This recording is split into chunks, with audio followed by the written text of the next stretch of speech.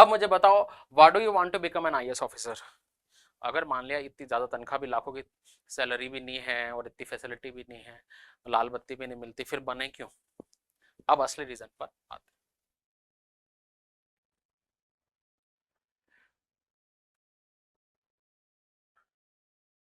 IAS के काम को देखो आप, पूरी दुनिया में आईएएस की नौकरी ऐसी नौकरी है जिसमें आपके हाथ में लाखों लोगों की जिंदगी में सकारात्मक बदलाव लाने की पावर होती है। आपको, आपने कभी इंटरव्यू में पढ़े हो तो कोई एक आईआईटी से पास आउट इंजीनियर है जिसकी विदेश में कोई नौकरी लगी, उसका 5 करोड़ का पैकेज था, वो नौकरी छोड़ के 3 साल आईएएस की तैयारी की और आईएएस बना, और अब वो उस नौकरी को एंजॉय कर रहा है। क्यों, ऐसा क्यों है? कोई 5 करोड़ वाली नौकरी छोड़ के 1 लाख रुपए तनख्वाह क्यों कमाना चाहेगा? इसका कारण है आईएएस की नौकरी में कार्य विविधता, इतने अलग अलग टाइम के काम आपको करने को मिलते हैं और आपके काम में इतनी शक्ति होती है कि आप ये काम करना चाहते हो। तो पहला जो इंपॉर्टेंट काम है वो है नीति निर्माण और कार्यान्वयन का। मैं इसको इजी लैंग्वेज में समझाता हूं आपको। देखो, देश में जितनी भी नीतियां बनती है ना, उसको बनाता कौन है? अल्टीमेटली सिविल सेवक, आईएएस अधिकारी या इनके सबऑर्डिनेट ये नीतियां बनाते हैं। भालिया भारत, जैसे मान लिया एक नई शिक्षा नीति आई, तो उसको बनाएगा कौन? आईएएस अधिकारी बनाएंगे, पूरे देश में वो लागू होगी। मैं इसको इजी वे में समझाता हूँ। कई सारे वीडियो जो देख रहे हैं उनमें से कोई खेती बाड़ी करते होंगे, ठीक है? अफीम की खेती बहुत होती है मेवाड़ में, चित्तौड़गढ़, प्रतापगढ़ वगैरह में। तो बेसिकली चलिए मान लिया आप आईएएस अधिकारी बन गए और आप अफीम की नीति बना रहे हो। हमारे एरिया में, प्रतापगढ़, चित्तौड़गढ़ में अफीम के जो नए पट्टे किसानों को काफी टाइम से नहीं मिल रहे हैं। सपोज आपके एरिया को कोई आईएएस अधिकारी बना और वो अफीम नीति बनाने में उसकी पोस्टिंग है, उसको लगा रखा है। उसने एक लाइन जोड़ दी कि किसानों को प्रत्येक 5 साल में अफीम के नए नए पट्टे देने के आवेदन मांगे जाएं।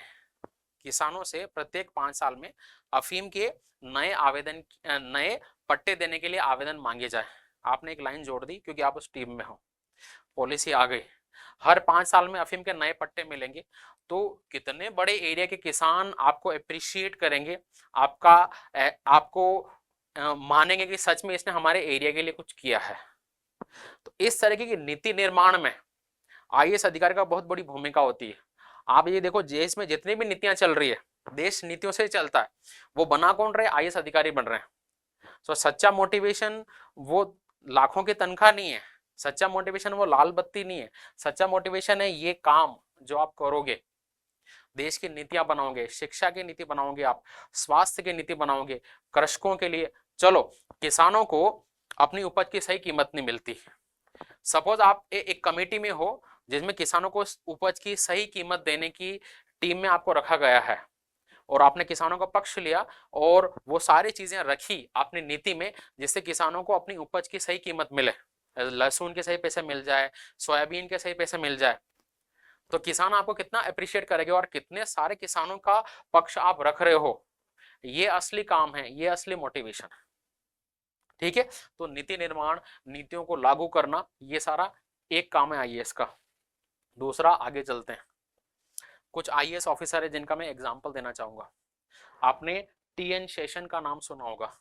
अभी लोकसभा चुनाव है, हम वोट डालने जाते हैं तो हमारे हाथ पे एक शाही लगाते हैं। वो शाही लगाने की शुरुआत टीएन शेषन ने की थी, जब ये भारतीय चुनाव आयोग में, पहले ये आईएएस ऑफिसर थे और चुनाव आयोग में बाद में चले गए। इसका मतलब क्या है? इन्होंने एक डिसीजन लिया, हम सबके हाथों पे शाही इसलिए लगती है कि इन्होंने ये निर्णय लिया था या इन्होंने ये चालू किया था। तो है कि नहीं, एक आदमी ने, एक आईएएस अधिकारी ने कोई डिसीजन लिया जो इतने सालों से हम सबके हाथों पे शाही लगती है। इसका मतलब कितनी पावरफुल पोस्ट होती होगी, कितने लोगों की जिंदगी इन्होंने बदली। दूसरा एग्जाम्पल बताता हूं मैं आपको। एक मणिपुर के आईएएस ऑफिसर है जिनका नाम है आर्मस्ट्रांग पामे। मणिपुर बहुत पहाड़ी एरिया है और इनके गांव में जाने की सड़क नहीं थी, तो पहाड़ों को खोद के 100 किलोमीटर लंबी सड़क इन्होंने बनवाई और अपने गांव को या अपने एरिया को कनेक्ट किया सड़क से, क्योंकि आईएएस अधिकारी थे तो इनके पास पावर भी है। तो इस तरीके के निर्णय इस तरीका का योगदान समाज में आईएएस अधिकारियों का होता है, इसलिए आईएएस बनते हैं। आप किसी भी टॉपर का इंटरव्यू पढ़ना, कोई भी टॉपर आपको ये नहीं बोलेगा कि मुझे गाड़ी मिलेगी या तनख्वाह ज्यादा मिलेगी, बंगला मिलेगा, इसलिए आईएएस बनना है। वो आईएएस इसलिए बनना चाहते हैं क्योंकि ऐसा काम करने को मिलता है। ये पावर या ये जो डाइवर्सिटी है वो आईएएस की नौकरी में आपको मिलेगी। दूसरा दूसरा काम क्या होता है? प्रशासनिक कार्यकारी शक्तियां, एडमिनिस्ट्रेटिव एंड एग्जीक्यूटिव पावर। तो जब आईएएस अधिकारी किसी जिला के कलेक्टर आप बनोगे तो आपके पास लोगों की पोस्टिंग करने की पावर रहेगी, लोगों की ट्रांसफर करने की पावर रहेगी, ठीक है। आदेश जारी कर सकते हो, स्थानांतरित कर सकते हो, सरकारी कार्यक्रम योजनाओं के कार्यान्वयन की देखरेख। तो सारी सरकारी योजनाएं जो देश में चल रही है उन सबको लागू करना अपने जिले में, उसका फीडबैक लेना और उस जिले के सभी लोगों की जिंदगी को प्रभावित करने की शक्ति है।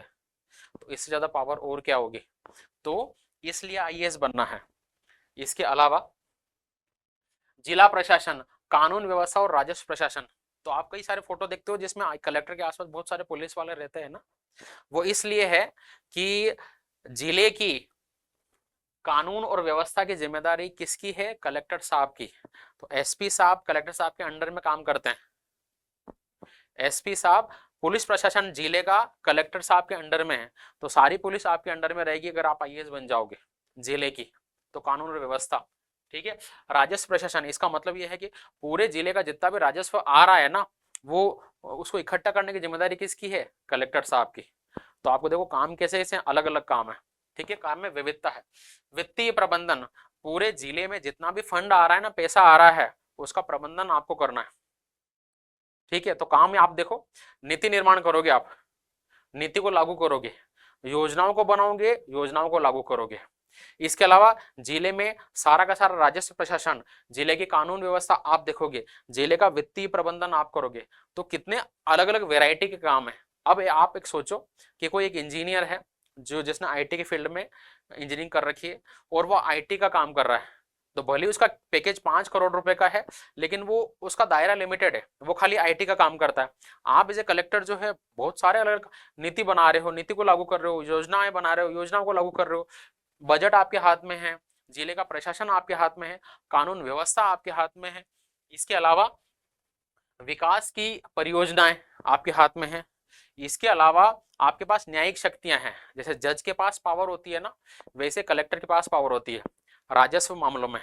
अगर मान लिया दो भाइयों के जमीनों के झगड़े चल रहे हैं तो निर्णय कहाँ होगा? कलेक्टर साहब निर्णय करेंगे। किसी ने सरकारी जमीन पर अतिक्रमण कर रखा है, उसको रोकेंगे कौन? कलेक्टर साहब। तो न्यायिक शक्तियां आपके पास, जुडिशियल पावर है, भूमि विवाद, कानून और व्यवस्था के मुद्दों पर। संकट प्रबंधन, मान लिया अभी कोरोना वायरस आया था तो धारा 144 लगी थी सभी जिलों में, सबके आने जाने पर रोक लगा दी थी, लेकिन आराम से कौन घूम रहे थे? कलेक्टर साहब। क्यों घूम रहे थे? क्योंकि उनका काम था ये कि पूरे जिले में आपदा आई है, उसका प्रबंधन करने की जिम्मेदारी उनकी है। तो धारा 144 लगाना, आपदा के टाइम पर जिले में प्रबंधन करना, बाढ़ आ गई तो लोगों की मदद करने का काम। तो आप ये देखो कार्य की विविधता कितनी है, अलग अलग वेराइटी ऑफ वर्क। पूरे इंडिया में कोई भी नौकरी ऐसी नहीं है जिसमें इतना अलग अलग टाइप का काम करने को मिले और आपको इतनी पावर मिले। इसके अलावा प्रतिनिधि और संपर्क, जिले में मान लिया आप जयपुर जिले में हो और भारत के प्रधानमंत्री यहाँ पर जयपुर जिले में आ रहे हैं, तो कलेक्टर साहब का प्रोटोकॉल है, उनको जाके रिसीव करोगे तो आपको देश के प्रधानमंत्री से डायरेक्ट मिलने का मौका मिल रहा है। राष्ट्रपति की विजिट हुई, राष्ट्रपति से आप डायरेक्ट जाके मिलोगे क्योंकि आप उस जिले के प्रतिनिधि हो। ये रेस्पॉन्सिबिलिटी है, तो कलेक्टर इसलिए बनना है।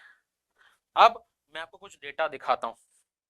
मान लिया आप जयपुर जिले के कलेक्टर हो, तो जयपुर जिले से संबंधित नीतियां, योजनाएं, जयपुर का बजट, ठीक है, जयपुर की आपदा प्रबंधन, राजस्व जयपुर जिले का सारा आप देखोगे। जयपुर जिले की जनसंख्या है लगभग 66 लाख, यानी 66 लाख लोगों के जीवन से रिलेटेड जो फैसले हैं उनके लेने में आपका योगदान है। आप अच्छे फैसले लोगे तो इतने सारे लोगों की जिंदगी सकारात्मक रूप से प्रभावित होगी, आप गलत फैसले लोगे तो इतने सारे लोगों की जिंदगी नकारात्मक रूप से प्रभावित होगी। आप जिला कलेक्टर हो तो जिले की सारी जनसंख्या पर कहीं ना कहीं आप उनको प्रभावित करोगे। जो है किसी को ओबीसी का सर्टिफिकेट बनाना है, किसी को डेथ सर्टिफिकेट बनाना है, किसी को योजनाओं का लाभ लेना है, वृद्ध लोगों को पेंशन मिलती है उनके पेंशन देना, ये सारा काम किसका है? कलेक्टर का है। तो इतने सारे लोगों की जिंदगी प्रभावित करते हो, इसलिए कलेक्टर बनना है, ना कि तनख्वाह जो है लाखों रुपए में तनख्वाह मिलेगी और गाड़ी मिलेंगे और सिंघम के जैसी एंट्री होगी, ये सब कोई कारण नहीं है। कारण ये है, ठीक है।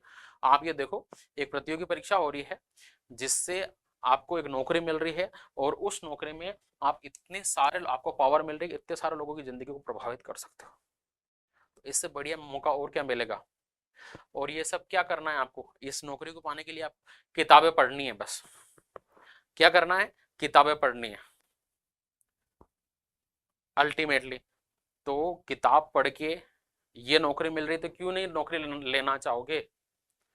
मेहनत करनी पड़ेगी, वो ठीक बात है, एग्जाम टफ होता है, वो ठीक बात है, लेकिन आप ये भी तो देखोगे ये एग्जाम क्लियर करने के बाद आपको किस तरह का काम मिलेगा और आपको कितना सम्मान मिलेगा समाज में, परिवार में, वो मेन चीज है। कुछ किताबें पढ़नी तो है, किताबें पढ़नी है, वो ठीक बात है, इतनी मेहनत तो आपसे एक्सपेक्ट करेंगे ना, आपको इतने सारे लोगों की जिंदगी को प्रभावित करने का आपको अधिकार मिल रहा है, तो आपसे कुछ ना कुछ तो एक्सपेक्ट करेंगे कि ये तो कर ले, ये किताबें पढ़नी है। अब मैं बताता हूँ आपको इतनी सारी किताबें क्यों पढ़नी पड़ती है आईएएस की तैयारी में। आपको नीति बनानी है, आपको योजनाएं बनानी है, आपको बजट प्रबंधन करना है, राजस्व प्रबंधन करना है, आपदा प्रबंधन करना है, तो आपको इन चीजों की जानकारी तो होनी चाहिए ना। नीति कैसे बनाओगे जब नीति कैसे बनाई जाती है ये आपको पता ही नहीं है? आपदा प्रबंधन कैसे करोगे जब आपको पता ही नहीं कि आपदाएं क्या क्या होती है? तो आपका सिलेबस ऐसा बनाया गया है, आपको वो किताबें पढ़ाई जाएगी इसमें जिनकी आपको जानकारी होनी चाहिए ताकि आप काम अपने अच्छे तरीके से कर सको, इसलिए किताबें पढ़नी पड़ती है, ठीक है। तो ये एग्जाम थोड़ा सा टफ है, लेकिन उसको टफ बनाया गया है क्योंकि आपकी नौकरी इतनी बढ़िया है, ठीक है। तो इसलिए आईएएस की तैयारी करनी है।